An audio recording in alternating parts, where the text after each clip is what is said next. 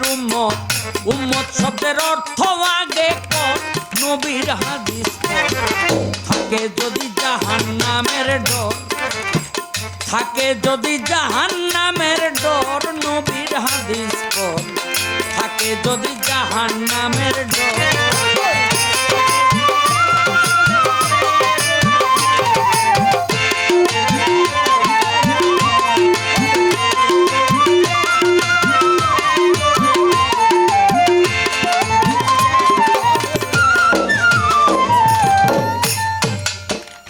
মিয়া সাহেবেরা, এই এই এই মুরব্বীরে বহান তো।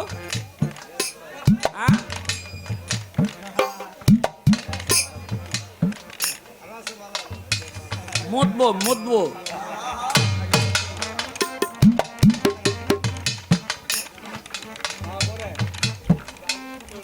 দেখেন, এই যে আমরা দুনিয়ার মধ্যে আসছি, চিরকাল থাকতারুম, সবারই তো যাইতে হইব।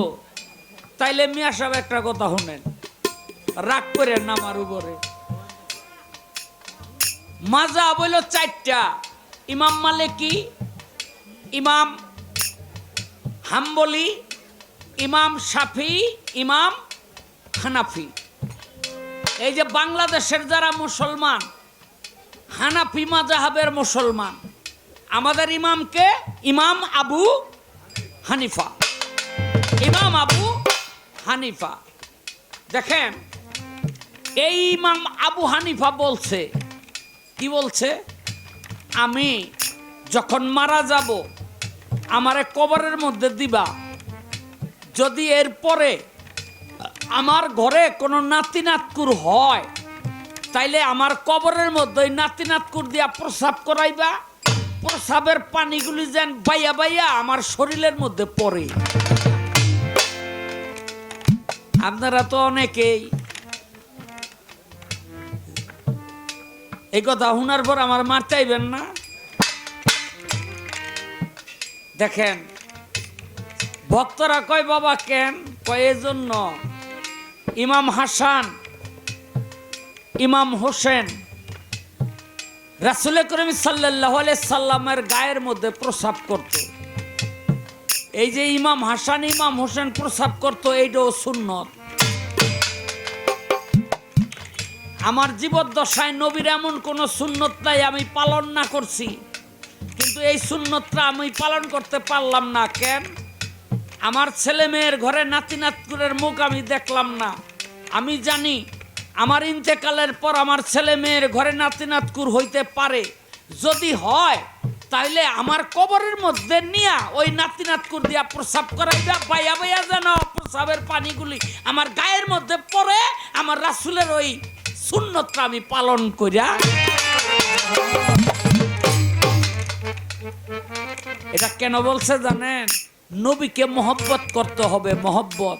আমরা সেই নবীর উম্মত, কিন্তু দুর্ভাগ্যের বিষয় আমরা সেই নবীকে মহব্বত করতে শিখি নাই, জানি না।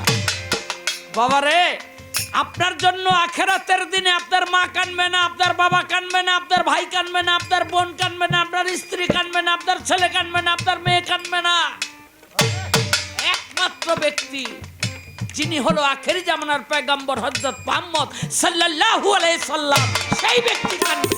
আর যেই ব্যক্তি আপনার জন্য কাঁদবে, সেই ব্যক্তির জন্য আপনি এক ফোঁটা চোখের পানি ফালাইতে পারলেন না।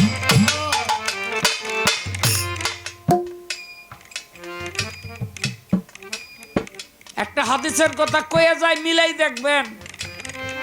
ফেরাউন, নমরুদ, সাদ্দাত, আবু জেহেল, আবু লাহাব, যত বড় বড় বেদিন কাফের আছে, তারা যে বেদিন কাফের হইছে, একজনও আল্লাহরে না মাইন্না বেদিন কাফের হয় নাই। সবাই আল্লাহরে মানত, সবাই আল্লাহরে মানত। তাইলে বেদিন কাফের হইল কেন? বেদিন কাফের হইল তারা একজনেও নবীরে মানে নাই, একজনও নবীরে মানে নাই। যারা নবীরে মানে নাই, শুধু আল্লাহরে মানছে, তারা হইল বেদিন কাফের। বর্তমান জামানার মধ্যে দেখি একদল ভাই রয়েছে যারা আল্লাহ মানে নবী মানে না, এগুলি নব্য বেদিন কাফের। আছে না নাই? এই দল আছে। মিয়া সাহেব, নবীর মহব্বতে এক ফোঁটা চোখের পানি যদি কেউ ফেলে, আমার নবী তার জন্য এই পানির বিনিময়ে আখেরাতে তার জন্য সুপারিশকারী হয়ে যাবে। সবাই বলেন সুবহানাল্লাহ।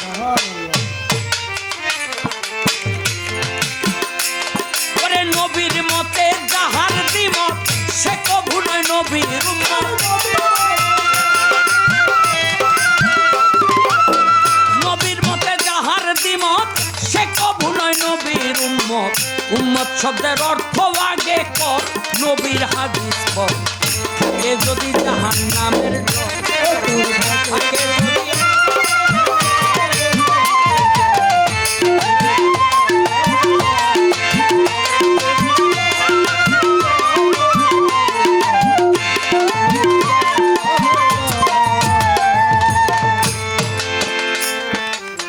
করে দেখ না সূরা মায়েদা বলছে আল্লাহ করে কায়দা। আয়াত হলো 15 নম্বর। আমার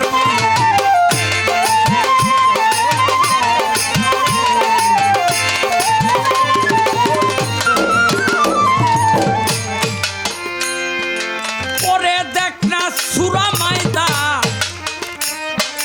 বলছে আল্লাহ করে কায়দা। আয়াত হলো 15 নম্বর। নবী হলো নূরের জ্যোতি, শোনো যত মানব জাতি।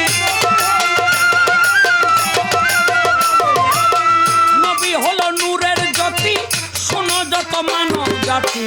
জীবন দিয়ে করো তার আদর, নবীর হাদিস।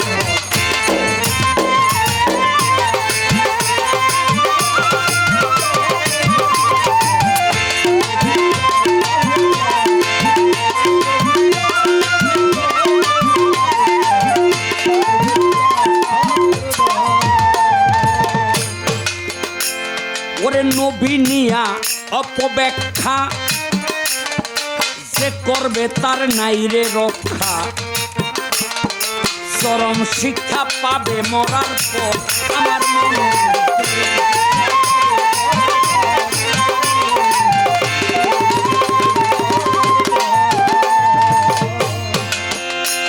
ওরে নবী নিয়া অপব্যাখ্যা যে করবে তার নাই রে রক্ষা। চরম শিক্ষা পাবে মরার পর। এলো হাদিস লাকাজ্জাকুম রাসূলে মিনান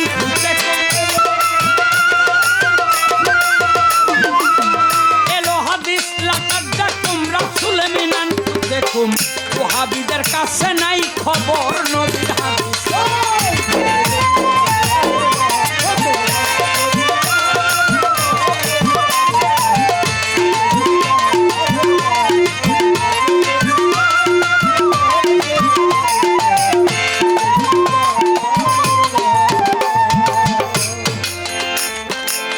শায়ালম সরকার বলে যে নবীর অমতে চলে, তার দুই গালে মারো চর।